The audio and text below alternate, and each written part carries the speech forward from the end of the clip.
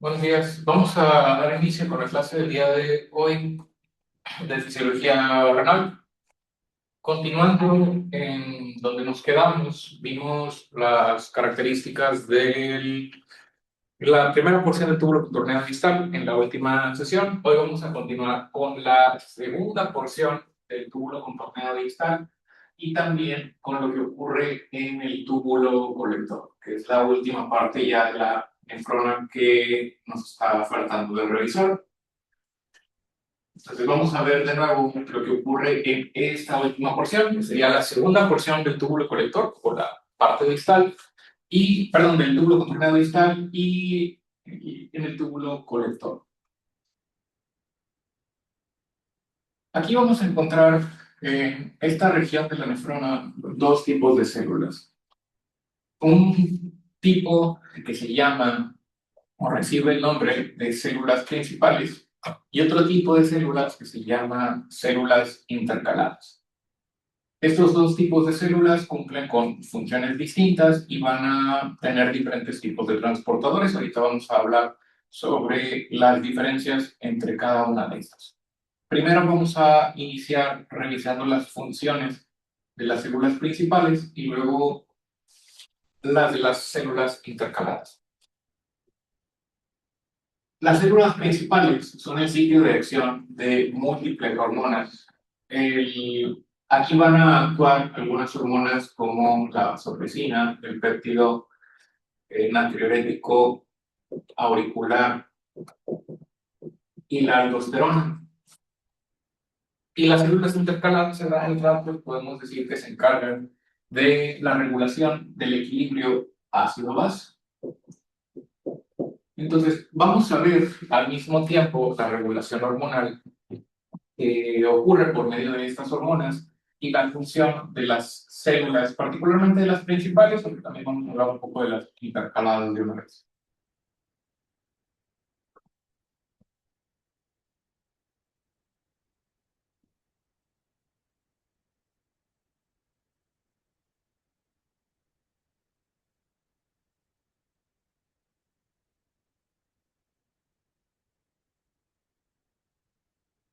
Primero vamos a hablar de las células principales.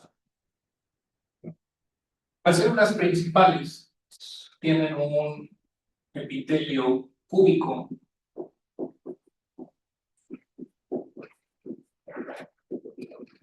y aquí va a ocurrir la reabsorción de agua y de algunos solutos de los cuales vamos a hablar a continuación. Primero, la reabsorción de sodio.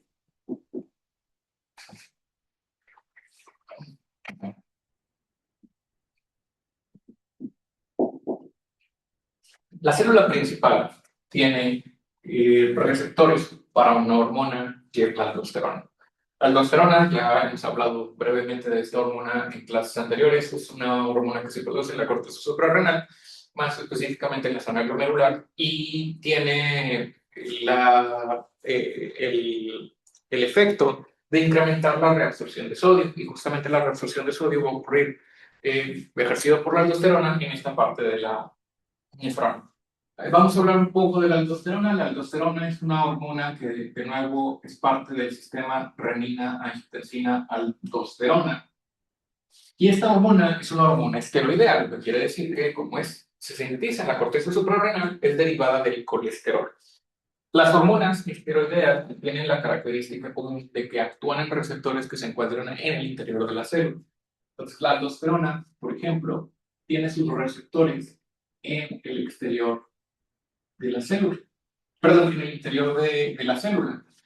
Específicamente, el receptor de aldosterona tiene el nombre de receptor de mineralocorticoides. Se llaman mineralocorticoides porque son corticoides, que son hormonas que se derivan a partir del colesterol, y mineralocorticoides porque los mineralocorticoides, la palabra mineral quiere decir que ejercen un efecto sobre la regulación de los principales minerales en el cuerpo, que son el sodio y el potasio particularmente. Entonces, el receptor de aldosterona se llama receptor de mineralocorticoides. Aquí lo vamos a abreviar por sus siglas en inglés como MR. La aldosterona actúa en este receptor de mineralocorticoides. Va a actuar en este receptor de mineralocorticoides, activándolo. Y la activación del receptor de mineralocorticoides va a tener varios efectos. Primero, el primer efecto que va a ejercer el receptor de mineralocorticoides es la inserción de unos canales en la membrana apical, la membrana que está en contacto con el líquido intratubular o con el líquido tubular. La activación de estos canales que se llaman ENaC. Estos canales se llaman ENaC. Por sus siglas en inglés, ENaC significa canal epitelial de sodio. Canal epitelial de sodio es un canal que se inserta en el epitelio tubular y permite la entrada de sodio hacia el exterior de la célula. Aquí es importante mencionar que esto representa transporte pasivo o difusión facilitada. Esto quiere decir, una proteína permite o facilita el transporte de un ion, en este caso del sodio, pero a favor de su gradiente de concentración, lo que quiere decir que el sodio se va a mover de donde hay más a donde hay menos. Y de nuevo, como ya lo hemos mencionado en clases anteriores, el sodio tiene menores concentraciones en el interior de la célula, por lo tanto, lo que va a hacer el ENaC es permitir que el sodio que se encuentra en el líquido intratubular se reabsorban o entren hacia el interior de la célula. El sodio se va a mover desde el líquido intratubular hacia el interior de la célula. Y todo esto es a través del ENaC.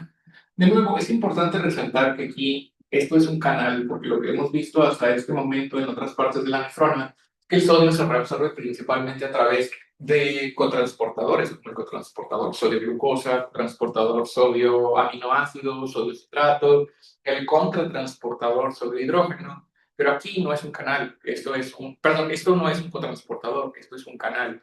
No mueve dos iones o dos moléculas en direcciones similares o opuestas, simplemente abre espacios para que el sodio se mueva a favor de su gradiente de concentración. Entonces, ese es el primer efecto de la aldosterona, activar a estos canales, a los canales epiteliales de sodio. Ese es el primer efecto de la activación del receptor de mineralocorticoides o el receptor de aldosterona. El siguiente efecto que va a ejercer el receptor de aldosterona ocurre también aquí en las células principales. En las células principales van a activar otro canal que ya hemos visto también en clases anteriores. Este canal se llama ROMK. El canal ROMK, al igual que el ENaC, es una proteína que facilita el transporte de iones hacia o a través de la membrana celular. Pero de nuevo, siendo un canal, no un cotransportador, solamente va a ocasionar que el ion se mueva a favor de su gradiente de concentración. Y en este caso, el ROMK, como ya lo vimos en clases anteriores, lo que permite es el paso de potasio. El potasio tiene mayores concentraciones adentro de la célula en comparación con el exterior. Por lo tanto, el ROMK lo que hace es permitir la salida de potasio desde el interior de la célula hacia el exterior de la célula. Dicho de otra manera, el ROMK permite la secreción de potasio hacia la orina. Entonces, el sodio entra a través del ENaC y el potasio sale a través del ROMK.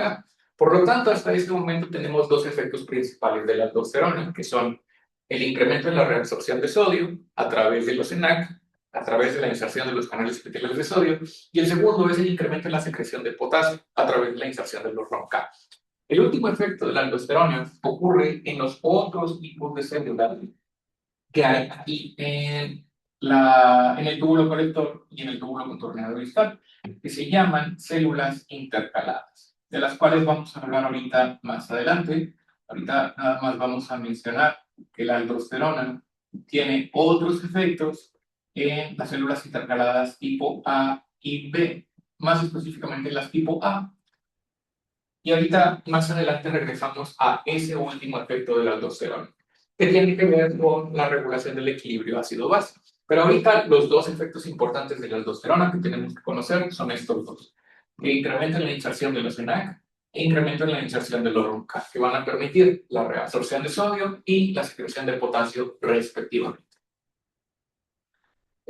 Otra hormona que también actúa aquí mismo en las células principales del túbulo colector es una hormona de la cual también ya hemos hablado previamente, que se llama la hormona, el péptido natriurético auricular, o ANP, por sus siglas también en inglés. El péptido natriurético auricular. El péptido natriurético auricular también actúa en receptores, pero en este caso ese péptido, al ser una hormona hidrosoluble, actúa en receptores que se encuentran en la membrana celular. Específicamente son receptores de guanilicinas. No es necesario que sepan el tipo de receptor, nada más para tenerlo en cuenta. Son receptores que se encuentran en la membrana celular. Y estos son receptores para péptido natriurético auricular. Primero, vamos a hablar un poco sobre el péptido natriurético auricular. El péptido natriurético auricular, su mismo nombre nos dice qué es lo que hace este péptido y hasta dónde se sintetiza. Péptido, porque es una hormona peptídica, quiere decir que está formada por aminoácidos. Natriurético, justamente por el efecto que ejerce, del cual vamos a hablar ahorita con más detalle, pero básicamente incrementa la natriuresis. Y finalmente, auricular, porque este péptido se libera en respuesta, o más bien, se libera por parte de los cardiomiocitos que se encuentran en las aurículas. El corazón, ya saben ustedes que tiene 4 cámaras, que son las aurículas y los ventrículos. Los ventrículos son los que se encargan de expulsar la sangre hacia la aorta o hacia la vena pulmonar, mientras que las aurículas reciben la sangre de la vena cava superior e inferior y también de los vasos pulmonares. Entonces, el péptido natriurético auricular específicamente se sintetiza aquí en las aurículas del corazón. Habíamos hablado un poco de este péptido antes porque habíamos dicho que este péptido incrementaba la tasa de filtrado glomerular al relajar las células mesangiales. Pero el otro efecto es justamente lo que vamos a ver aquí.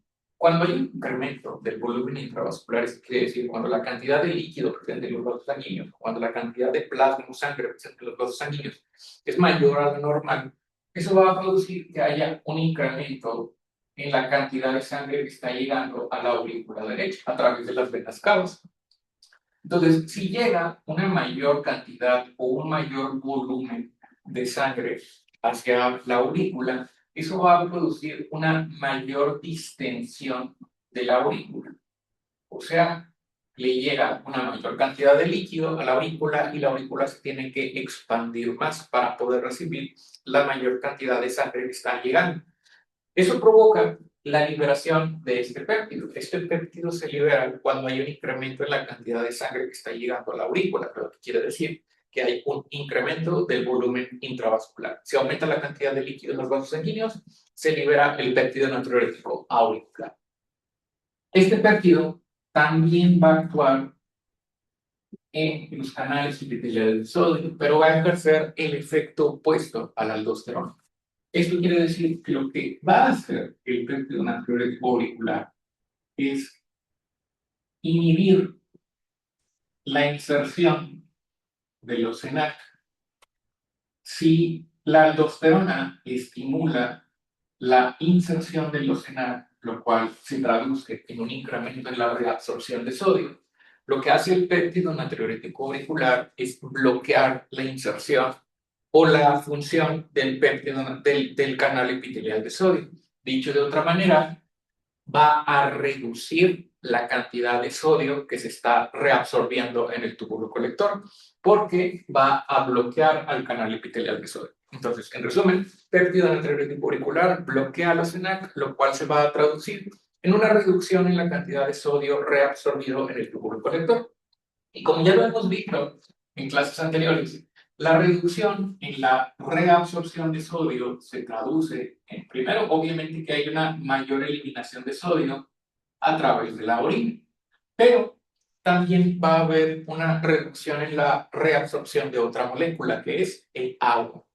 Entonces, no nada más estoy eliminando sodio, también estoy eliminando agua, recordando que el agua siempre sigue a los solutos. Entonces, si el sodio se reabsorbe, el agua se reabsorbe. Si el sodio no se reabsorbe, el agua tampoco se reabsorbe. Por lo tanto, ¿qué es lo que va a suceder? Va a haber natriuresis. Na por el sodio, natriuresis. Y uresis, porque estoy incrementando la excreción de sodio a través de la orina. Y eso en consecuencia produce también un incremento en la eliminación de agua. ¿Con qué propósito? Al incrementar la eliminación de sodio y agua a través de la orina, lo que va a suceder es que se va a reducir la cantidad de agua y la cantidad de solutos presentes en el líquido intravascular, que fue lo que provocó en primer lugar la liberación del péptido natriurético auricular. Dijimos que este péptido se libera cuando hay un incremento en la cantidad de líquido en los vasos sanguíneos. Por lo tanto, la eliminación del exceso de agua y del exceso de sodio produce una reducción del volumen intravascular. Esta es la hormona que regula principalmente la hipervolemia. Cuando hay un incremento en la cantidad de líquido en los vasos sanguíneos, el péptido natriurético auricular se encarga de restaurar el líquido presente en nuestros vasos sanguíneos a través de la eliminación de sodio y la eliminación de agua.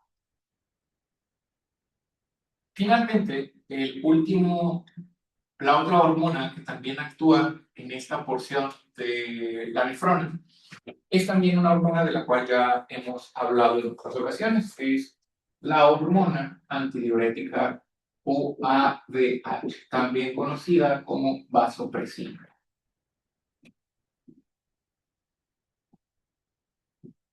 La vasopresina, vamos a mencionar algunas características importantes sobre esta hormona. Primero, esta hormona se sintetiza en los núcleos supraóptico y paraventricular del hipotálamo. La ADH se sintetiza en los núcleos supraóptico.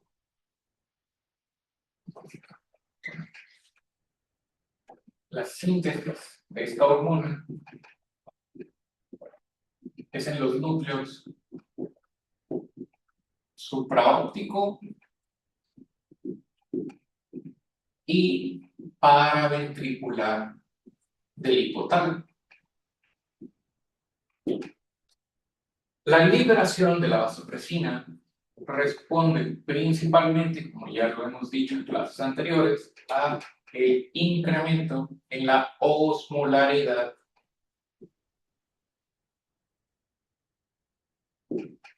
plasmática. Más específicamente, cuando la osmolaridad plasmática supera los 280 miliosmoles. Y el otro estímulo para la liberación de ADH era el incremento en los niveles de angiotensina 2. Finalmente, el efecto de la vasopresina son tres efectos principales, porque actúan en receptores V1A, en receptores V1B y en receptores V2. O sea, hay tres receptores para vasopresina. El V1A, cuando se activa, produce vasoconstricción.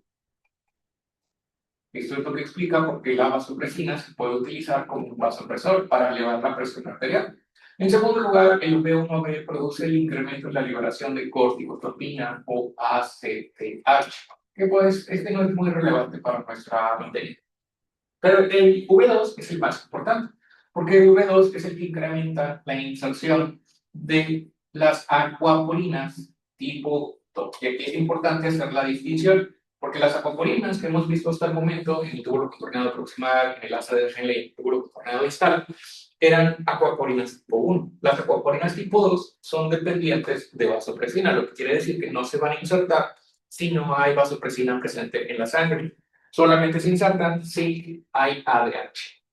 Entonces, este receptor de vasopresina, para empezar, también es un receptor extracelular. Es un receptor asociado a proteína G, quiere decir que atraviesa en ciertas ocasiones la membrana celular. Es el receptor de vasopresina, específicamente el receptor V2 de vasopresina. Y lo que hace este receptor es ocasionar la inserción de las acuaporinas tipo 2 en la membrana apical. Permite que se inserten las acuaporinas tipo 2 en la membrana apical. Entonces, al activarse el receptor de ADH por la ADH, lo que hace es activar la inserción de acuaporinas tipo 2 en la membrana apical. Y eso, a su vez, va a producir que haya una reabsorción de agua a través de este canal, de esta acuaporina tipo 2. En resumen, ADH estimula el receptor B2, eso hace que se expresen las acuaporinas en la membrana celular y eso va a permitir la entrada de agua desde el exterior, desde el líquido intracelular, hacia el interior de la célula. Y ese es el mecanismo por el cual se reabsorbe el agua en esta última porción de la nefrona. Entonces, esas son las tres principales hormonas que ejercen sus efectos en estas células principales. A través de los ENAC, que incrementan o disminuyen su actividad, la aldosterona y el péptido natriurético auricular, el RONK, que es a través de la aldosterona o el receptor de aldosterona, y finalmente las acuaporinas tipo 2, que es a través de la vasopresina. Y eso es, a grandes rasgos, el efecto en las células principales.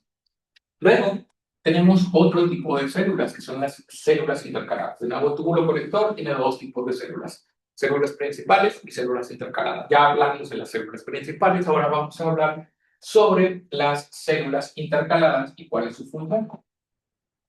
Este tipo de células, las células intercaladas, son células que se encargan del equilibrio ácido-base o de regular la cantidad de iones hidrógeno que hay presente en nuestra sangre. Las células intercaladas se dividen en dos tipos. Vamos a tener células intercaladas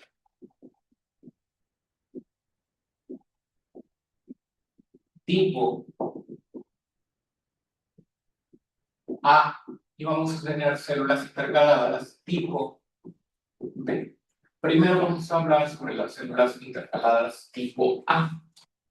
Las células intercaladas tipo A van a tener, en primer lugar, en la membrana apical, o sea, la que está en contacto con el líquido tubular, van a tener dos bombas que son las más importantes. Aquí va a estar presente primero una bomba que se llama hidrógeno potasio ATPasa y la otra bomba simplemente se llama hidrógeno ATPasa. ¿Qué es lo que hacen estas bombas? Ustedes saben que las bombas son un porte activo primario, lo que quiere decir que expulsan iones en contra de su gradiente de concentración. Por lo tanto, lo que hacen estas bombas es utilizar ATP para expulsar iones hidrógeno hacia la orina y en el caso de la hidrógeno potasio ATPasa, introducir potasio hacia el interior de la célula. Todo esto utilizando ATP, porque como saben, el potasio tiene concentraciones mayores adentro de la célula. Por lo tanto, si estoy moviendo potasio en contra de su gradiente de concentración, necesito energía. Y finalmente la hidrógeno ATPasa, que también expulsa iones hidrógeno hacia el líquido tubular. En resumen, las células intercaladas tipo A excretan iones hidrógeno o secretan iones hidrógeno hacia la orina o hacia el líquido tubular, con el propósito de deshacerme de ese exceso de iones hidrógeno en la sangre. Por otro lado, en la membrana vasolateral, o sea, la que está en contacto con la sangre, con el capilar, aquí voy a tener un intercambiador. Voy a tener un intercambiador que se llama intercambiador bicarbonato flúor.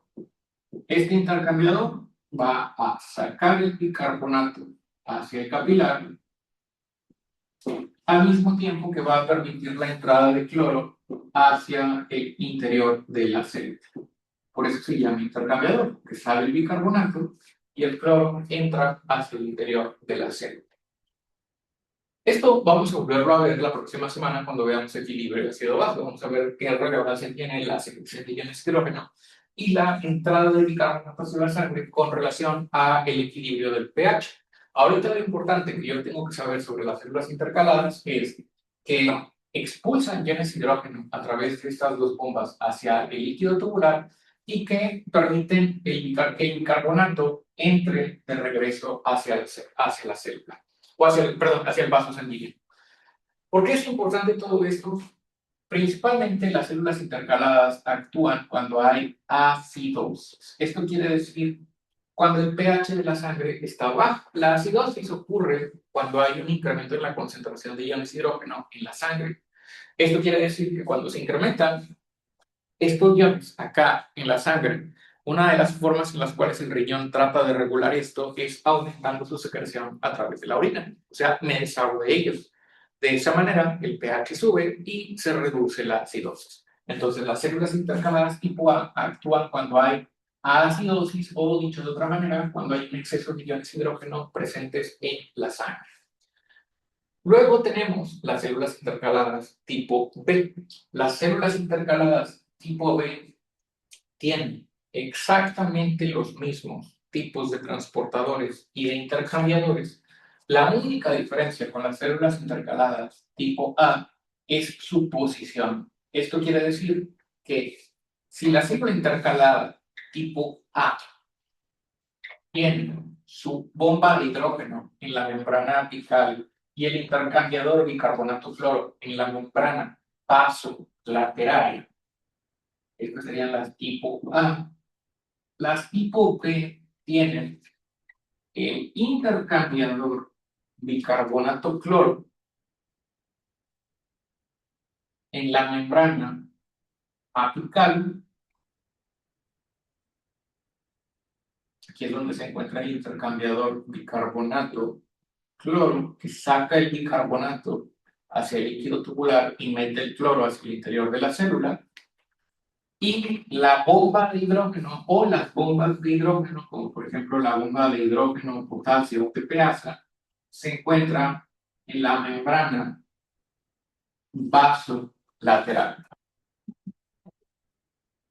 Expulsa los iones de hidrógeno de regreso hacia la sangre y el potasio entra hacia el interior. Y esto sería la célula intercalada tipo B.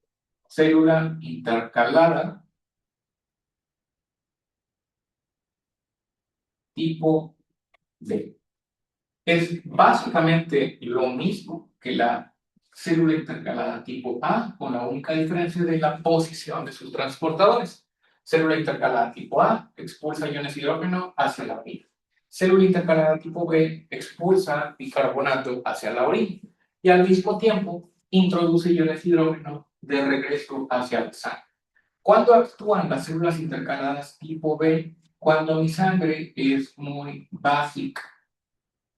O dicho de otra manera, cuando hay alcalinidad en la sangre. Si la acidosis ocurre cuando hay un incremento en la concentración de iones de hidrógeno en la sangre, la alcalosis ocurre cuando hay una reducción en la cantidad de iones de hidrógeno en la sangre. Entonces, cuando yo tengo muchos iones de hidrógeno en la sangre, eso produce, o eso más bien significa acidosis. ¿Y qué es lo que quiero hacer en esos casos? Deshacerme del exceso de iones de hidrógeno, o sea, expulsarlos a través de la orina. Por otro lado, si yo tengo una cantidad reducida de iones de hidrógeno en mi sangre, a eso se le llama alcalosis. ¿Y qué es lo que quiero hacer cuando hay alcalosis, cuando tengo menos iones de hidrógeno en la sangre? Pues meter los iones de hidrógeno de regreso hacia la sangre a través de las células intercaladas tipo P. De nuevo, vamos a volver a ver esto la próxima semana cuando veamos el equilibrio ácido-base, pero ahorita es importante recordar o conocer la estructura general de las células intercaladas tipo A y tipo B. Ya para terminar con esta parte, el último efecto de la aldosterona que les había dicho que nos faltaba es que la aldosterona, a través de su receptor, también puede ejercer un efecto específicamente sobre las células intercaladas tipo A. El receptor de aldosterona también puede incrementar la secreción de iones de hidrógeno a través de la orina al incrementar la actividad de las bombas de hidrógeno en las células intercaladas tipo A. Ese sería el último efecto de la aldosterona. Los dos más importantes y los que sí tienen que saber muy bien y conocer muy bien sobre la aldosterona son estos dos. El efecto sobre el canal epitelial de sodio y sobre el canal de potasio, el RONCA. Este es un efecto adicional, pero no es tan relevante ahorita para ustedes o no tan importante. Si se lo pueden Si lo pueden recordar o que lo sepan, está bien, pero apréndanse principalmente estos dos, porque estos son los más importantes de la aldosterona. Estos tienen relevancia sobre todo cuando hay patologías, o sea, cuando hay un exceso de aldosterona o deficiencia de aldosterona. Como nosotros no estamos viendo enfermedades que son, no cobran tanta relevancia en este momento. ¿Hasta aquí hay alguna duda o pregunta sobre lo que hemos visto hasta este momento? Muy bien. Vamos a continuar. Lo último que nos falta de revisar sobre la función tubular es integrar todos estos conocimientos para conocer cómo es que ocurre el proceso de concentración de la orina a través de un mecanismo que se llama mecanismo de contracorriente. Para esto tenemos que saber qué es lo que está ocurriendo en cada uno de los segmentos de la nefrona para poder entender con mayor facilidad este mecanismo de concentración de la orina o el mecanismo de contracorriente. Por eso era importante primero revisar cada uno de los segmentos de la nefrona de manera individual para ahora entender cómo es que trabajan en conjunto en el proceso de concentración de la orina. El mecanismo de contracorriente se divide en dos partes. Se divide en una parte que se llama multiplicación por contracorriente y en una segunda parte que se llama intercambio por contracorriente. Entonces, ahorita vamos a empezar con la multiplicación por contracorriente. Vamos a ver qué es, qué significa, o más bien cómo se define la multiplicación por contracorriente. Y luego, al final, vamos a hablar sobre el intercambio por contracorriente, que es básicamente lo que ocurre a nivel de los vasos rectos que se encargan de la irrigación de la médula o de la pirámide renal.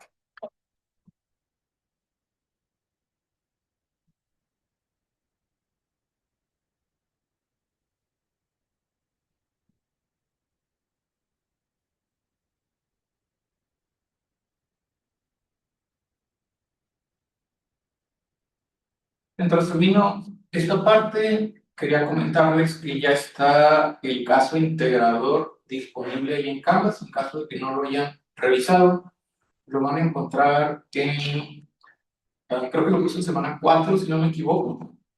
Va a haber dos documentos. El primero de ellos es el caso integrador, que básicamente son las características de un paciente con algunos datos de laboratorio. Y el segundo documento es la rúbrica, o sea, en qué nos vamos a basar para evaluar su trabajo. En el primer documento es donde vienen las instrucciones de lo que tienen que hacer ustedes. Es básicamente un mapa conceptual sobre los datos que trae ahí el paciente y sus anormalidades de laboratorio y sobre algunas de las pruebas que se realizaron en ese paciente. Entonces, tienen hasta el domingo de la siguiente semana para entregar su trabajo. O sea, no este, sino el domingo de la otra semana, porque tienen bastante tiempo para trabajar en el caso, en su mapa, y subirlo ahí a Canvas. Recordamos que tiene un valor del 30% de su calificación final. Y si hay alguna duda sobre el caso, pues ya me la hacen saber y lo resuelvo.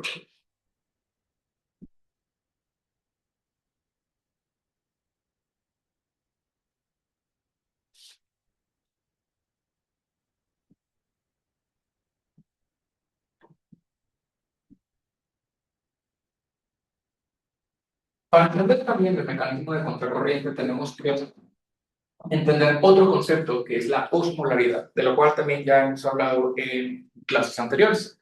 La osmolaridad es la cantidad de solutos que hay presentes en un determinado líquido. O dicho de otra manera, la osmolaridad lo que mide es qué tan concentrada está una solución, cuántos solutos hay presentes en una solución.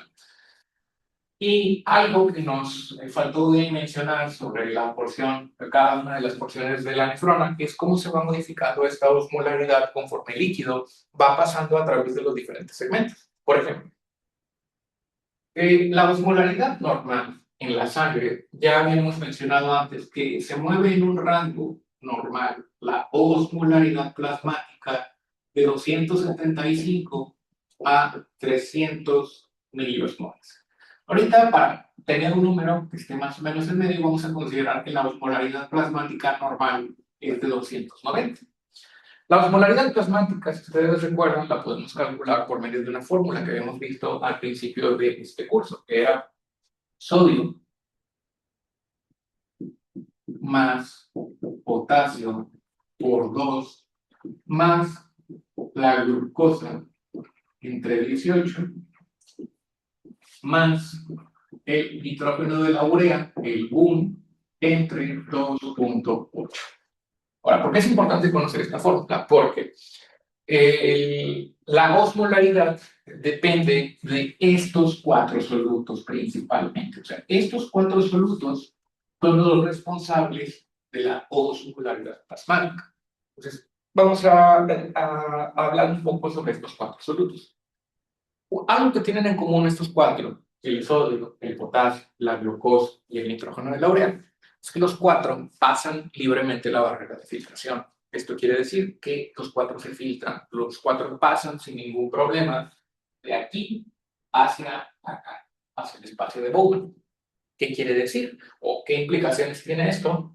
Que el líquido en el espacio de Bowman va a tener concentraciones similares de sodio, potasio, glucosa y nitrógeno de la urea a los de la sangre. Y otra molécula que yo también sé que se filtra es el agua. Todo esto quiere decir que la osmolaridad plasmática en el espacio de Bowman, perdón, en la osmolaridad en el espacio de Bowman, o sea, aquí la osmolaridad, aquí en el espacio de Bowman y al inicio, por lo tanto, del túbulo contorneado proximal, va a ser similar a la osmolaridad del plasma. ¿Por qué? Porque si todo pasa la barrera de filtración, el agua, el sodio, el potasio, la glucosa y la urea, si todo atraviesa la barrera de filtración, quiere decir que las características del líquido que llega al espacio de Bowman van a ser similares a los del capilar o a los de la sangre. Por lo tanto, la osmolaridad aquí al principio del túbulo contorneado proximal es similar a la del plasma. Si en el plasma yo tengo una osmolaridad, por ejemplo, de 290, la osmolaridad en el espacio de Bowman también va a ser de 290. De nuevo, porque los 4 solutos pueden atravesar la barrera de filtración. Luego, conforme el líquido va atravesando el túbulo contorneado proximal, pues obviamente hay reabsorción de agua y solutos. Y eso podría, o puede que no, altere la osmolaridad del líquido tubular. Entonces, en este caso tenemos que recordar qué es lo que se reabsorbe en el túbulo contorneado proximal para saber qué es lo que va a pasar con la osmolaridad. En el túbulo contorneado proximal, si ustedes recuerdan, habíamos dicho que había reabsorción de aproximadamente 65% de toda el agua que se había filtrado y 65% de todos los solutos que se filtraron. ¿Qué quiere decir esto? Que si yo tengo un recipiente en el cual, por ejemplo, tengo 100 iones de sodio en exactamente 1 litro de agua, pues yo podría decir que si tengo 100 miliequivalentes o miliosmoles de sodio en 1 litro de agua, la osmolaridad en este recipiente sería de 100 miliosmoles por litro, porque son 100 miliequivalentes o 100 miliosmoles de sodio en 1 litro de agua, por lo tanto la osmolaridad son 100 miliosmoles por litro. Ahora, si a mí me dicen que a ese recipiente que tiene 100 miliosmoles de sodio en 1 litro de agua, le voy a estar exactamente el 65% del agua y le voy a quitar exactamente el 65% del sodio, pues me voy a quedar con un recipiente que tiene 350 mililitros de agua y que tiene 35 miliequivalentes de sodio, porque le quité 65% del agua que serían 650 mililitros, y le quité 65% del sodio, que serían 65 miliequivalentes del sodio. Entonces, ¿qué pasaría con la osmolaridad ante esta reducción?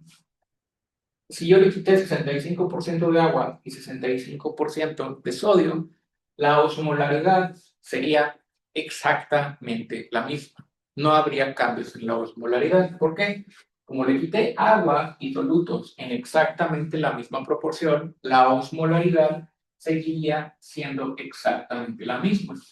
100 miliosmoles por litro. ¿Por qué? Si, por ejemplo, ustedes quieren corroborar esto que les acabo de decir, pues bastaría con hacer una regla de 3. Por ejemplo, en este caso, yo tengo 35 equivalentes en 350 mililitros de agua y quieren calcular la osmolaridad, pues lo único que tendrían que hacer sería dividir esos 350 entre 35.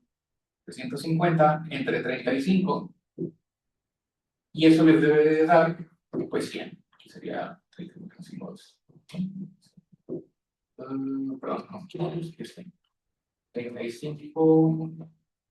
no sé, 50 mililitros porque estoy calculando en litros, entonces sería 35 entre 0.35.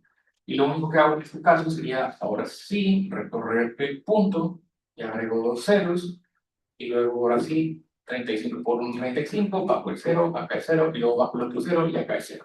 Entonces, la osmolaridad de un líquido que tiene 35 miliequivalentes de sodio en 350 mililitros de agua es 100 miliosmoles por litro. Lo pueden sacar de otras maneras también, pero esta fue la que escogí yo en este momento. Entonces, quiere decir que si yo le quito la misma cantidad de soluto y de agua a un recipiente, la osmolaridad no cambia. La osmolaridad se va a quedar exactamente igual, porque no, la osmolaridad es qué tan concentrada está una solución. Por lo tanto, la solución queda exactamente igual de concentrada. No queda más concentrada o menos concentrada, porque le quité ambos en la misma proporción. Por lo tanto, al final del túbulo contorneado proximal, la osmolaridad sigue prácticamente igual. Sigue en 290 miliosmoles. Obviamente hubo reabsorción de agua y hubo reabsorción de solutos, pero la osmolaridad, qué tan concentrado va el líquido, quedó exactamente igual, porque se reabsorbieron en la misma proporción. Luego está lo que ocurre a nivel de la rama descendente delgada de Henle. La rama descendente delgada de Henle va a ocurrir reabsorción de agua. Si ustedes recuerdan, dijimos que esta porción solamente era permeable al agua. Entonces, como solamente es permeable al agua, sería de nuevo, tomando nuestro ejemplo, en este recipiente que tiene 1 litro de agua, 1 litro de agua, y los 100 equivalentes de sodio, o 100 miliosmoles de sodio, pero en este caso, como yo solamente le quito agua, porque es lo único que ocurre aquí en la rama descendente delgada, en la rama descendente delgada solamente hay reabsorción de agua, no hay reabsorción de solutos, y solamente hay acuaporinas tipo 1. Entonces, si yo le quito agua, por poner un ejemplo, le quito 500 mililitros de agua, pero le dejo la misma cantidad de solutos, eso va a provocar que me quede con 100 miliequivalentes de sodio, pero ahora están en 0.1, perdón, 0.5 litros de agua. ¿Qué quiere decir? Que tengo la misma cantidad de solutos, pero en menos agua. Por lo tanto, si me preguntaran con relación a la concentración, ¿esa solución está más concentrada o está menos concentrada? Pues la respuesta es que está más concentrada, porque tengo mismos solutos, pero en menos agua. Entonces, en este caso, la osmolaridad sería el doble. Aquí serían 200 miliosmoles por litro. Esa sería la osmolaridad después de haberle quitado la mitad del agua. Entonces, si yo le quito agua al líquido tubular, aumenta la concentración del líquido tubular. Si yo le quito solutos al líquido tubular, reduces la concentración del líquido tubular, o dicho de otra manera, reduces la osmolaridad del líquido tubular. Entonces, cuando entra el líquido a través de la rama descendente delgada, pues ¿qué es lo que va a ocurrir? Lo que va a ocurrir es que como estoy quitando agua, la osmolaridad se va a empezar a elevar. Vamos a ver que hay un incremento a 310, 400, 500, 600, 700, 800, 900, 1000 y puede alcanzar hasta un máximo en la punta de hasta 1200 miliosmoles de osmolaridad en el líquido tubular, donde se va a ir incrementando 300, 400, 500, 600, 700, 800, 900, 1000 hasta 1200 en la punta del asa de Henle. Luego está lo que ocurre en la rama ascendente gruesa de Henle. Aquí, conforme el líquido empieza a entrar, recordamos qué es lo que sucede en la rama ascendente gruesa. En la rama ascendente gruesa va a ocurrir la reabsorción de solutos, pero no hay reabsorción de agua, porque dijimos que tenían características opuestas. Acá es permeable al agua, pero impermeable a los solutos, y aquí es permeable a los solutos, pero impermeable al agua. Entonces, entra un líquido con 1200 miliosmoles, un líquido muy concentrado, pero ahora se invierte lo que sucede. Si yo tenía solamente,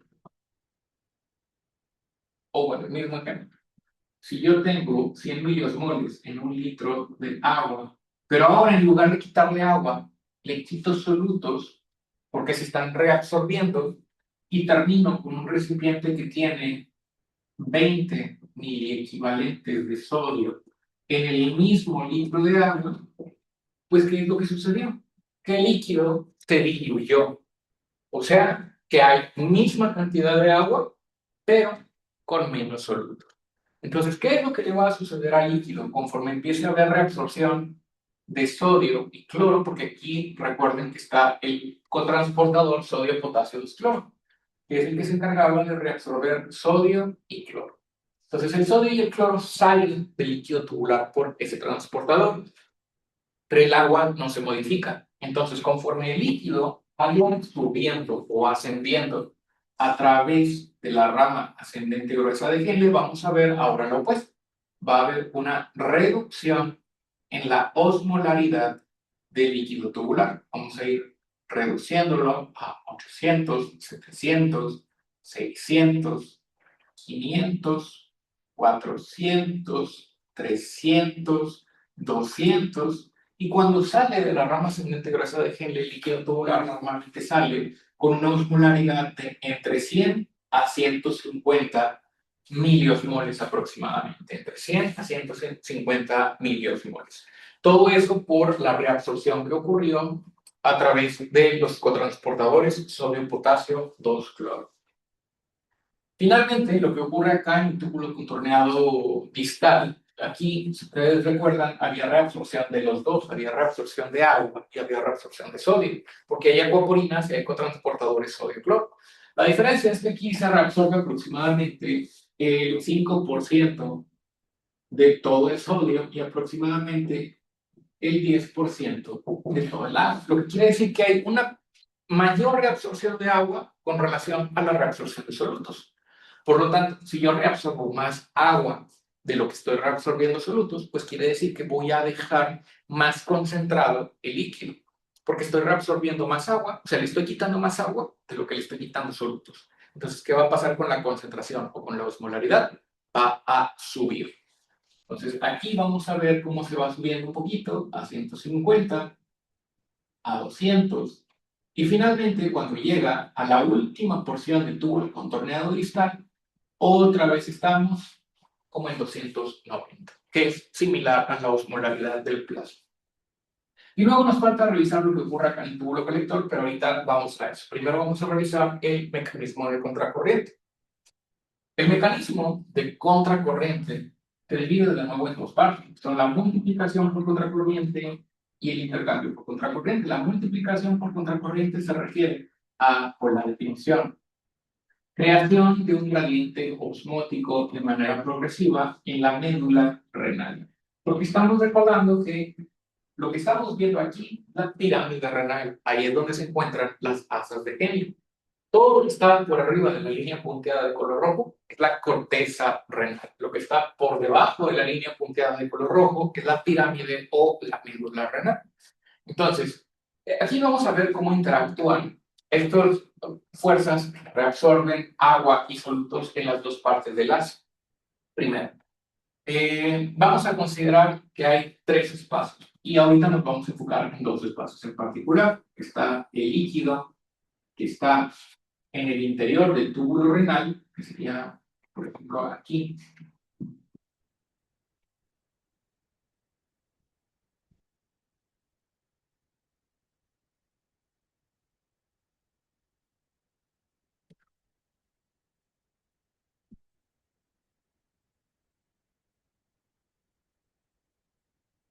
Y por acá está el vaso recto, que son los vasos sanguíneos que están pasando por la pirámide renal. Entonces, lo que está pasando aquí en medio sería el líquido tubular.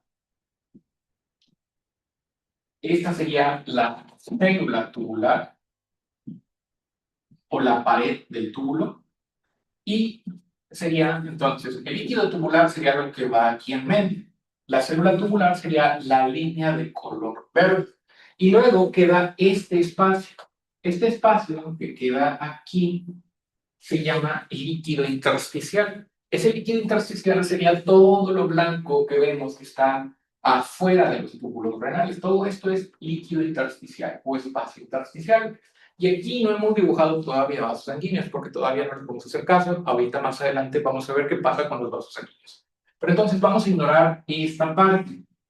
Ahorita me voy a referir al intercambio de solutos entre el líquido tubular, o sea, lo que está aquí, y lo que pasa para acá.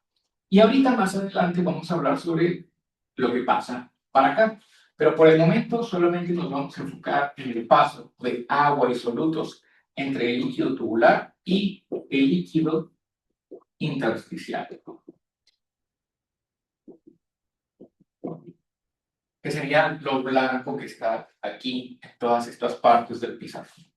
Entonces, primero vamos a ver qué es lo que sucede con la rama ascendente gruesa de Henle. En la rama ascendente gruesa de Henle ya dijimos que hay reabsorción de solutos, hay reabsorción de sodio y cloro. Entonces, el sodio y el cloro que estaban aquí están saliendo, están pasando de aquí para el líquido intersticial a través del cotransportador que ya vimos en la clase anterior. Entonces, ¿qué es lo que va a suceder? Conforme sale el sodio y el cloro hacia el líquido intersticial, pues eso va a aumentar la cantidad de solutos presentes en el líquido intersticial. Entonces, eso va a provocar que la osmolaridad del líquido intersticial,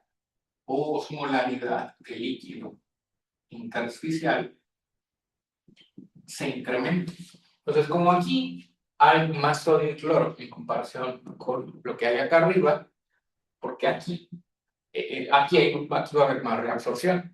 ¿Qué quiere decir? Que aquí voy a reabsorber o voy a pasar más sodio y cloro desde el líquido tubular hacia el líquido intersticial. Por lo tanto, la osmolaridad del líquido intersticial va a ser mayor aquí en esta parte. Aquí en esta parte, pues a lo mejor voy a tener una osmolaridad de 1000 en el líquido intersticial y luego, conforme se sigue reabsorbiendo el sodio y el cloro, acá voy a tener una osmolaridad de 800 y luego por acá voy a tener una osmolaridad de 700 y luego por acá una osmolaridad de 600 y luego por acá una osmolaridad de 400 y por acá una osmolaridad de 350.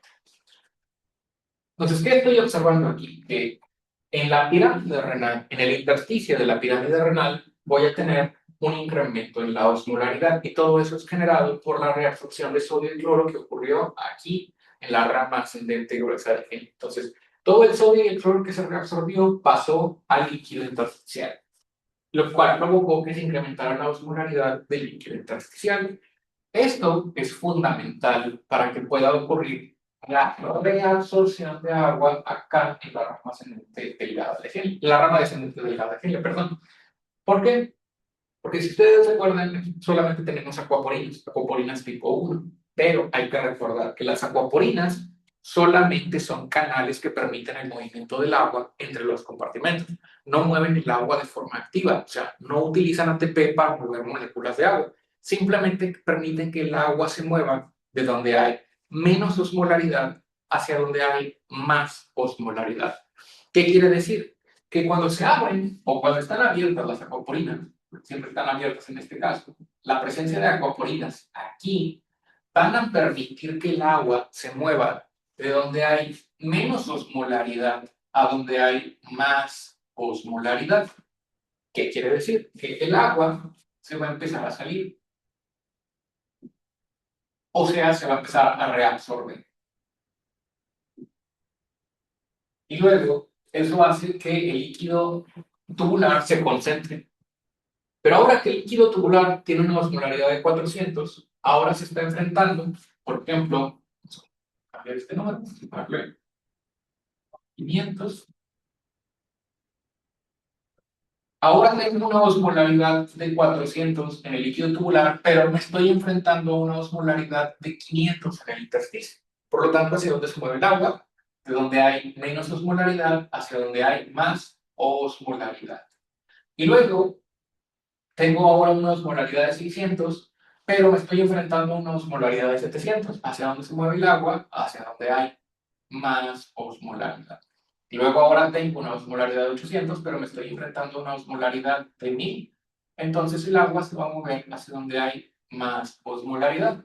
Entonces, el agua se va a reabsorber solamente en la rama descendente delgada de Henle, siempre y cuando haya una diferencia de osmolaridad entre el líquido tubular y el intersticio. Porque si no existiera esa diferencia de osmolaridad, el agua no se mueve de compartimento. O sea, el agua no se movería desde el líquido tubular hacia el líquido intersticial, porque el agua solamente sigue a los solutos. Para que haya reabsorción de agua, yo necesito que haya este incremento en la osmolaridad en el intersticio de la pirámide renal.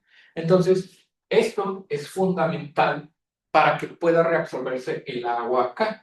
Por eso se llama mecanismo de contracorriente, porque es necesario que exista esta disposición en U, o sea, que vaya una corriente hacia arriba y otra corriente hacia abajo, para que mientras yo estoy reabsorbiendo los solutos en la parte ascendente del asa, estoy reabsorbiendo el agua en la parte descendente del asa. O sea, que ocurra este mecanismo de contracorriente. Uno va para arriba y el otro va para abajo, y eso es lo que genera este gradiente de diferente osmolaridad entre el intersticio y la médula renal, y eso es lo que permite la reabsorción de agua en la rama descendente delgada del Henle.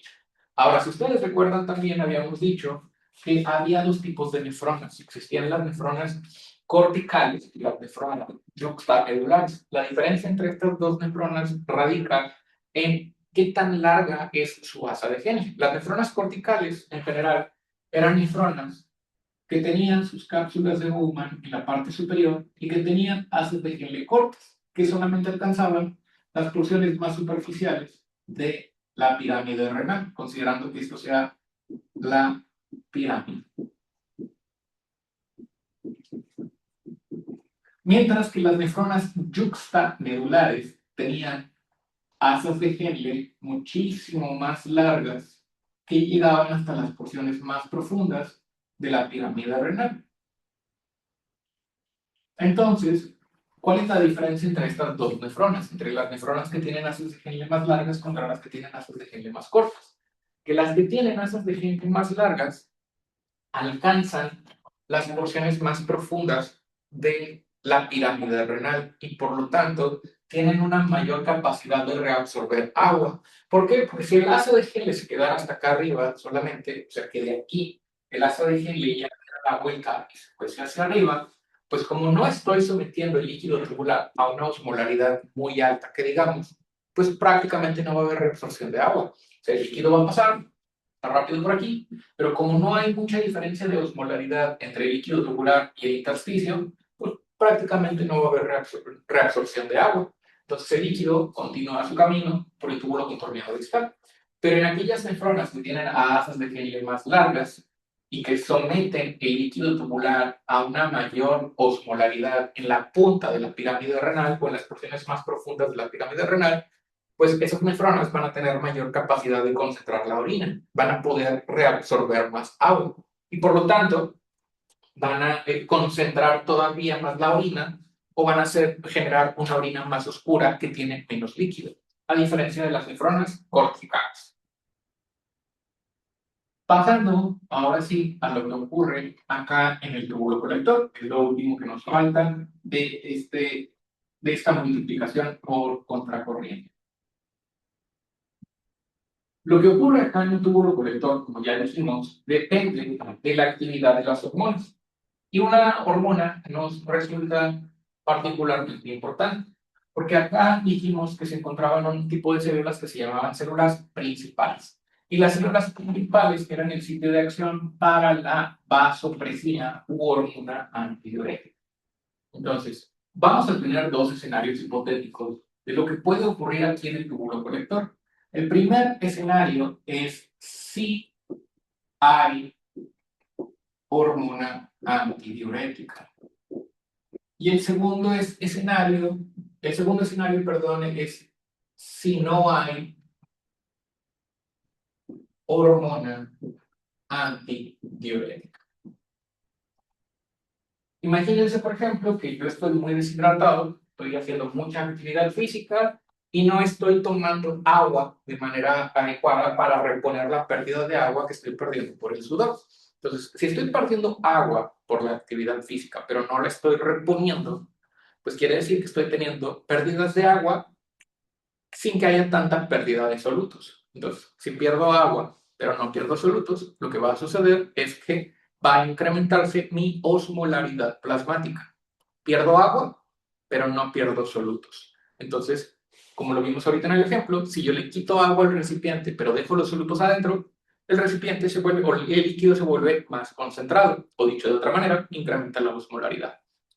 ¿Cuál era el principal estímulo para la liberación de hormona antidiurética?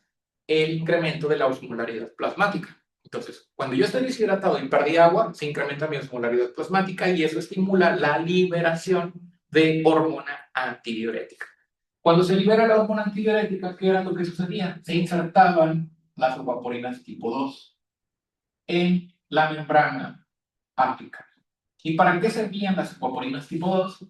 Para que hubiese reabsorción de agua.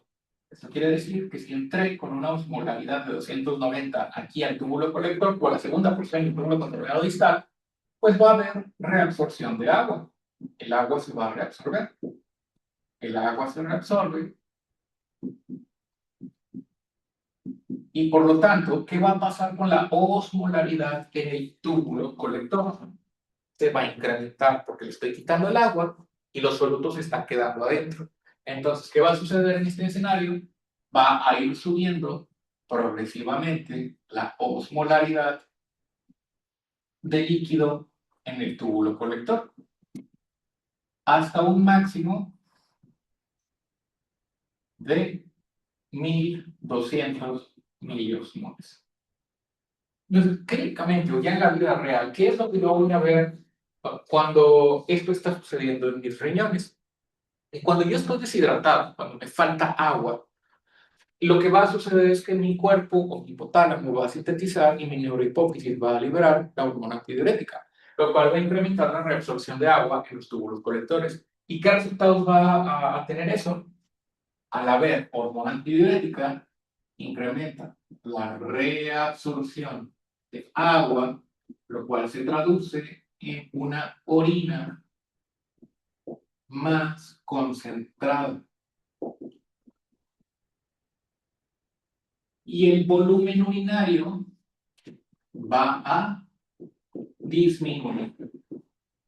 ¿Por qué? Porque como reabsorbí mucha agua, voy a producir poquita orina y esa orina va a estar muy concentrada, que visiblemente yo lo puedo ver porque la orina va a salir más oscura, más amarilla o de un tono más oscuro, porque tiene muchos solutos, pero casi no hay agua. Es poquita agua con muchos solutos, por eso sale más concentrado. Dicho de otra manera, incrementó la osmolaridad urinaria. ¿Por qué? Porque la ADH está tratando de reabsorber toda el agua que pueda. ¿Por qué? Porque si ya estoy deshidratado, porque estoy perdiendo agua por la actividad física, por el sudor, pues lo último que quiero es seguir perdiendo agua a través de la orina. Entonces el riñón lo que está haciendo es tratar de retener la mayor cantidad de líquido, pero no puedo retener todo por completo porque al final necesito deshacerme de las sustancias de desecho. Entonces, necesito algo de líquido para que siga fluyendo la orina, para seguir deshaciéndome de los productos de desecho, pero tratando de retener la mayor cantidad de agua posible para evitar una mayor deshidratación, que siga perdiendo agua. Finalmente, el otro efecto de la hormona antidiurética, que también ocurre aquí en la parte más profunda de la pirámide renal, es un mecanismo que se llama reciclado de la urea. El reciclado de la urea es lo que ocurre en la última porción del túbulo colector. En la última porción del túbulo colector, el reciclado de la urea ocurre o inicia porque la ADH produce la activación de unos canales que se llaman UTA1 y UTA3. Estos canales, o más bien transportadores, como su mismo nombre lo dice, son urea transporter o transportador de urea. ¿Qué es lo que hacen? Estos canales o transportadores permiten o transportan la urea que está en el interior del líquido tubular, recordando que la urea es producto del metabolismo de las proteínas. Entonces, esto permite que la urea salga desde el interior del líquido tubular, que salga desde aquí, y que se dirija hacia el intersticio. Sale la urea hacia el intersticio. Si ustedes recuerdan, dijimos que la urea podía modificar la osmolaridad, porque cuando vimos la fórmula de osmolaridad estaba el nitrógeno de la urea, o la urea, que también altera la osmolaridad. Entonces, ¿para qué sirve esto? ¿Para qué sirve que se abran estos transportadores UTA1 y los UTA3? Para que la urea salga hacia el intersticio. ¿Y qué va a provocar la urea aquí en el intersticio? Que la osmolaridad intersticial suba todavía más. O sea, le subo todavía más la osmolaridad en la punta del asa de Henle, o dicho de otra manera, en la punta de la pirámide renal. ¿Para qué? A mayor osmolaridad en el intersticio, mayor reabsorción de agua en el asa de Henle. Entonces, la hormona antidiurética no nada más está incrementando la reabsorción de agua en el túbulo colector. De manera indirecta, a través de este reciclado de la urea, incrementa también la reabsorción de agua en la punta del asa de Henle, al incrementar la osmolaridad del intersticio todavía más. Y se llama reciclado de la urea porque eventualmente la urea no se va a quedar aquí para siempre. La urea eventualmente va a volver a entrar. La urea entra a través de otros transportadores que se encuentran aquí en la rama ascendente delgada de Henle. En la rama ascendente delgada de Henle, la urea vuelve a secretarse. Si ustedes recuerdan, dijimos que la urea se reabsorbía aquí y se secretaba acá. Entonces, al secretarse la urea, pues la urea vuelve a entrar a la rama ascendente gruesa de Henle. Y todo este segmento, toda la rama ascendente gruesa de Henle, todo el túbulo contorneado distal y la mayor parte del túbulo contorneado distal y túbulo colector, o sea, hasta acá, es impermeable a la urea, lo que quiere decir que no hay transportadores de urea. Entonces, la urea que entra aquí vuelve a pasar a través de todo el túbulo renal y túbulo colector. Y luego, cuando vuelve a llegar acá a la última porción del túbulo colector, otra vez se vuelve a salir a través del transportador. Está aquí en el intersticio, incrementando la osmolaridad intersticial y luego otra vez se vuelve a secretar. A esto se le llama reciclado de la urea. La urea está reciclándose en toda esta porción con el único propósito de mantener elevada la osmolaridad en el intersticio de la pirámide renal. ¿Para qué? Para reabsorber más agua. ¿En qué momento se va a detener el reciclado de la urea? Cuando se cierren estos transportadores. ¿Cuándo se van a cerrar esos transportadores? Cuando deje de haber hormona antidiurética. ¿Y cuándo va a haber cuándo va a disminuir el nivel de hormona antidiurética? Cuando baje la osmolaridad, o sea, cuando la persona ya esté rehidratada. Cuando la persona tome agua y diluya su sangre y baje la osmolaridad, se suprime la liberación de ADH, se cierran los canales o los transportadores y ahora sí, la urea se puede eliminar a través de la orina. Pero mientras la ADH siga con concentraciones altas en la orina, va a seguir reciclándose con el único propósito de mantener alta la reabsorción de agua, porque de nuevo, si ya estoy deshidratado, si ya tengo una osmolaridad alta por la deshidratación, pues no quiero perder más agua, lo que quiero es reabsorber todo el agua que se pueda para evitar mayores complicaciones. Entonces, eso es lo que sucede cuando hay hormona antidiurética. Vamos a generar una orina con alta osmolaridad o concentrada y en general el volumen urinario va a ser bajo. Finalmente, lo que ocurre cuando no hay hormona antidiurética. Cuando no hay hormona antidiurética sería lo opuesto. Esto quiere decir, si en lugar de estar deshidratado, estoy sobrehidratado. Esto quiere decir que a lo mejor el día de hoy empiezo a tomar más agua de la que necesito. En lugar de tomarme 1,5 litros o los 2 litros que me corresponden de acuerdo a mi peso corporal, pues a lo mejor empiezo a tomar 4 litros o 5 litros de agua. Entonces, ese exceso de agua va a provocar, en primer lugar, una dilución de mi osmolaridad plasmática o una dilución de mi sangre, lo cual va a ocasionar una reducción de la osmolaridad plasmática. ¿Por qué? Estoy tomando agua, pero no estoy incrementando la cantidad de solutos. Entonces, si yo le vacío agua a un recipiente sin incrementarle la cantidad de solutos, pues voy a provocar que ese líquido se diluya, se vuelva menos concentrado. Entonces, ¿qué va a pasar con mi osmolaridad plasmática? Se va a reducir si es que estoy tomando demasiada agua. Al reducirse la osmolaridad plasmática, no va a haber liberación de ADH, porque de nuevo la ADH se libera solamente cuando hay osmolaridad elevada.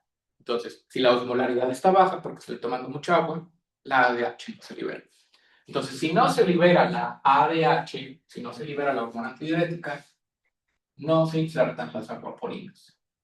Si las acuaporinas no se insertan, no hay reabsorción de agua. Entonces, ¿qué va a pasar con la osmolaridad del líquido tubular en el túbulo colector? Como no hay reabsorción de agua, pero sigue habiendo reabsorción de otros solutos, como siempre ocurre, entonces lo que va a suceder aquí es que si empecé con una osmolaridad de 290, el agua no se reabsorbe, pero sí estoy reabsorbiendo algunos otros solutos, como por ejemplo el sodio. Entonces, al no reabsorber agua, pero sí reabsorber solutos, le estoy quitando solutos, lo que quiere decir que la orina se va a volver cada vez menos concentrada, porque le estoy quitando solutos, pero el agua se está quedando ahí. Entonces, aquí lo que va a suceder es que va a haber una reducción todavía mayor de la osmolaridad urinaria, 260, 220, 170, 150, 120, 100, puede llegar incluso por debajo de 100, en menos de 100 miliosmoles en algunos casos, cuando no hay ADH. Entonces, ¿qué es lo que va a suceder cuando no hay ADH? Menor reabsorción de agua, y esto va a producir una orina muy diluida, porque va a tener mucha agua mi orina, que va a producir también un incremento del volumen urinario. Entonces, ¿qué sucedió? Como tiene mucha agua la orina, porque no se reabsorbió el agua debido a la falta de ADH, la orina va a ser prácticamente clara o transparente, cristalina.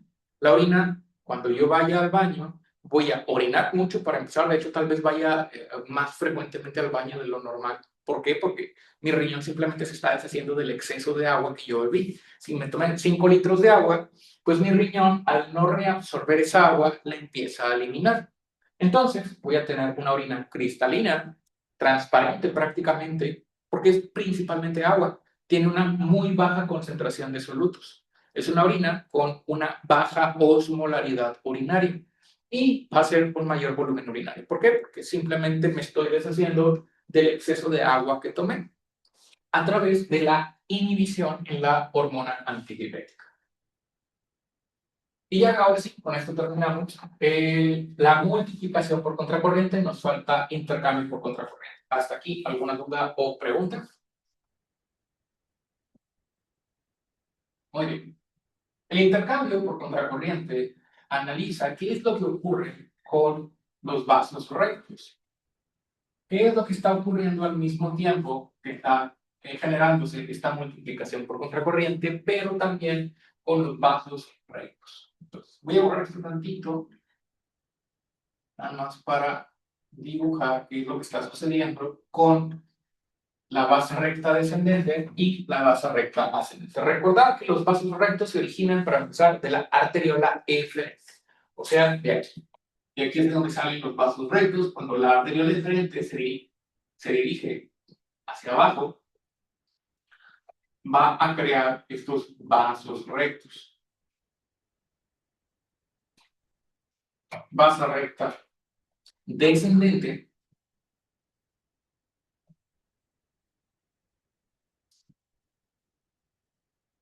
y luego base recta ascendente.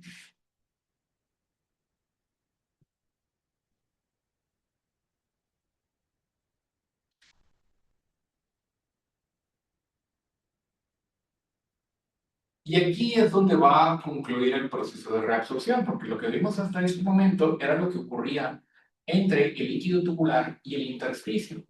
Pero el proceso de reabsorción culmina cuando el líquido entra al vaso sanguíneo. Entonces, aquí tenemos el vaso recto descendente y acá tenemos el vaso recto ascendente. Y acá, como ya lo sabemos, en la base de la pirámide se une con las venas arcuatas. Entonces, todo el sodio, o más bien, ¿qué es lo que va a ocurrir inicialmente aquí en el vaso sanguíneo? Recordar que la osmolaridad plasmática normal es de 290 miliosmoles. Y acá lo borré, pero vamos a volver a dibujar. ¿Cómo estaba la osmolaridad del líquido intersticial? La osmolaridad del líquido intersticial estaba elevada. Por ejemplo, aquí la osmolaridad del líquido intersticial estaba en 300, en 400, en 500, en 600, 700, 800, 900. Y acá igual, 300, 400, 500, 600, 700, 800, 900 y acá el 1000 pues está tapado por esto, ¿no? ¿Qué es lo que va a pasar?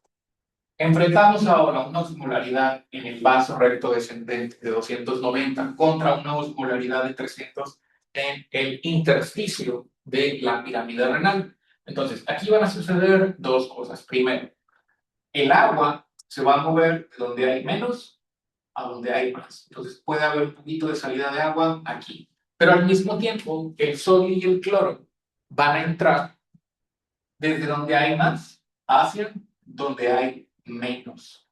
Entonces el sodio y el cloro van a entrar y va a haber un poquito de salida de agua. Entonces, si el sodio y el cloro están entrando, el agua no se va a mover tanto. El agua no se mueve tanto aquí porque mientras el sodio y el cloro estén moviéndose hacia acá, el agua se queda aquí. Entonces, eso va a provocar que si hay entrada de sodio y cloro, ¿por qué? Porque el sodio y el cloro sí se van a mover de donde... El sodio y el cloro, los iones siempre se van a mover de donde hay más a donde hay menos.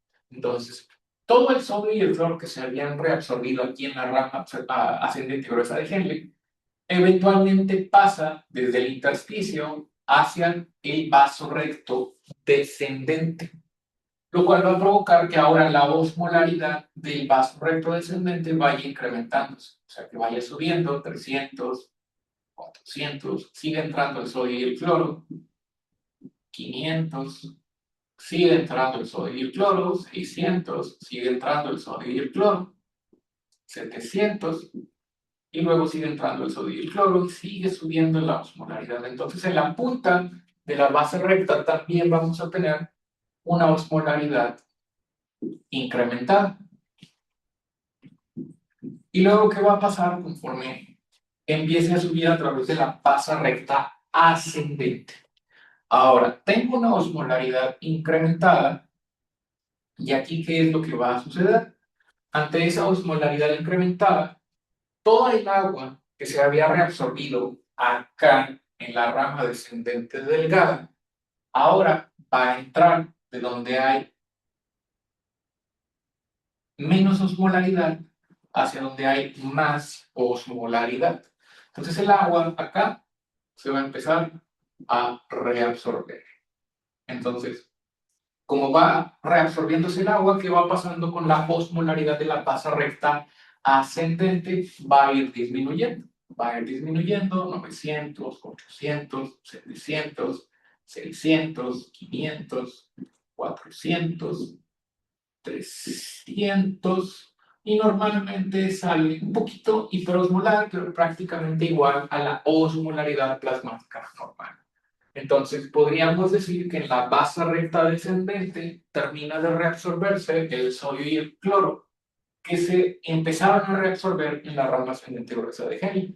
Y en la base recta ascendente, que es donde se termina de reabsorber el agua que se empezó a reabsorber en la rama descendente delgada de Henle. Es muy importante que los vasos rectos tengan esta configuración. También tienen que tener la forma en U, porque si no tuvieran la forma en U, si el vaso recto atravesara en una línea directa la pirámide renal, provocaría alteraciones muy drásticas en la osmolaridad plasmática.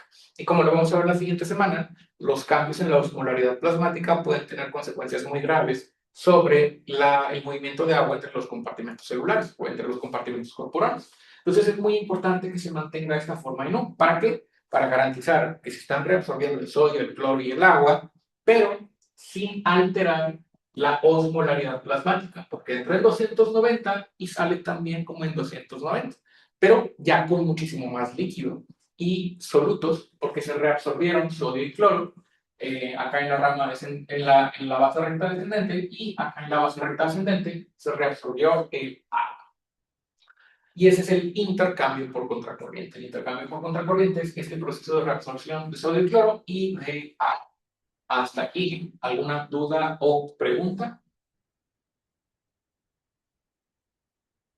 Muy bien, entonces, ya para terminar el día de hoy, nos falta una última cosa sobre la función tubular. Ya vimos multiplicación y mecanismo por contracorriente. Lo último que nos falta ver es algo que se llama transporte máximo. Ya para terminar con este tema.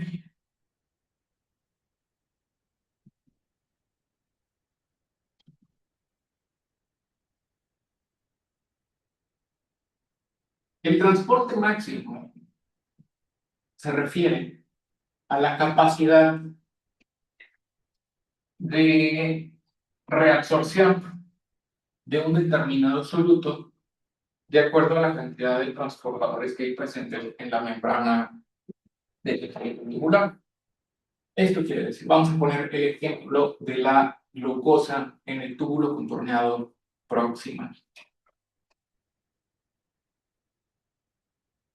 En el túbulo contorneado proximal habíamos dicho que existían estos transportadores de sodio glucosa, o sea, el SGLT2.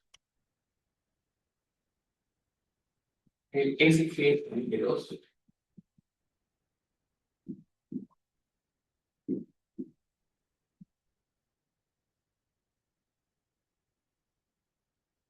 SGLT2. Y si ustedes recuerdan, este transportador se encargaba de reabsorber sodio y glucosa y pasarlos hacia el interior de la célula. Reabsorbía sodio y reabsorbía glucosa y entraban hacia el interior de la célula. Ahora, la célula tubular tiene una cantidad finita de transportadores, o sea, no son ilimitados, no puedo reabsorber glucosa de manera ilimitada. ¿Por qué? Porque tengo una cantidad, un número finito de transportadores. Véanlo como cajas de un establecimiento. Si fueran las cajas de un banco, pues hay una cantidad limitada. A lo mejor tienen solamente abiertas 5 cajas, 6 cajas, Y si llegan más de 5 personas o 6 personas en ese momento para que los atiendan, pues las personas tienen que hacer fila.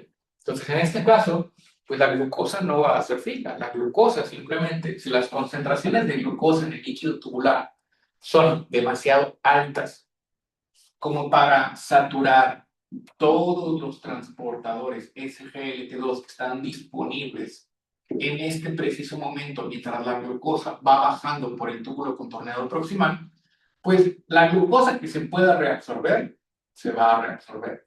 Pero la glucosa que no se pueda reabsorber porque ya están saturados todos los transportadores, se va a pasar. Se va a pasar hacia los siguientes segmentos de la nefrona.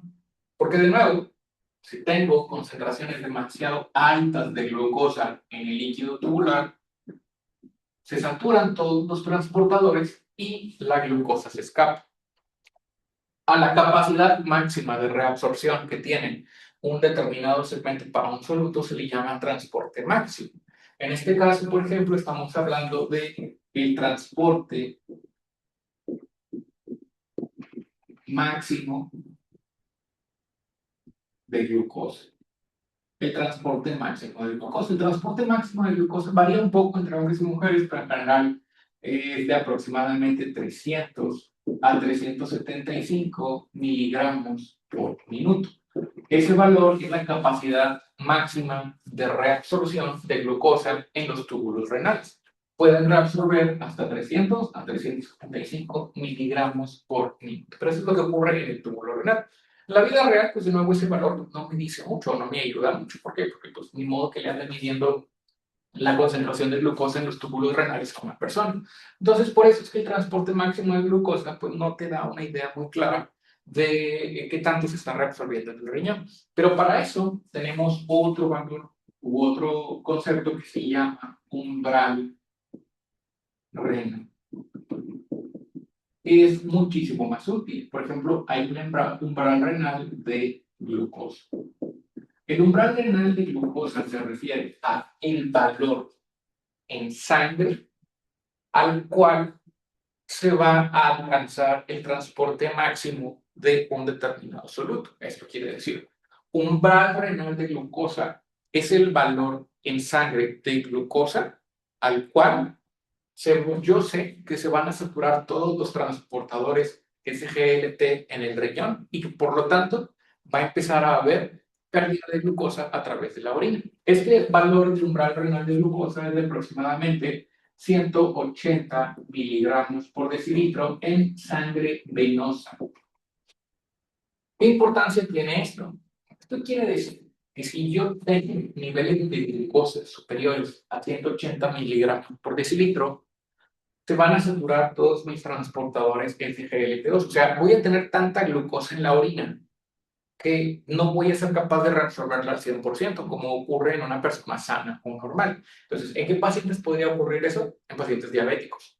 Si el paciente no puede introducir la glucosa a la célula por la falta o resistencia a la insulina, la glucosa en la sangre se va a elevar. Y como se eleva en la sangre, se eleva también en el líquido tubular.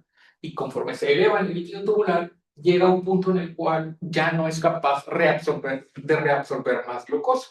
Eso se alcanza normalmente cuando una persona llega al valor de 180 miligramos por decilitro de sangre, de glucosa en la sangre. Por arriba de 180 miligramos por decilitro, es muy probable que se saturen todos los SGLT2 y que empiece a escaparse algo de glucosa a través de la orina. ¿Por qué es importante esto? Primero, porque cuando esto ocurre, la glucosa, que es un soluto que no debería llegar a las porciones más distales de la nefrona, va a estar presente.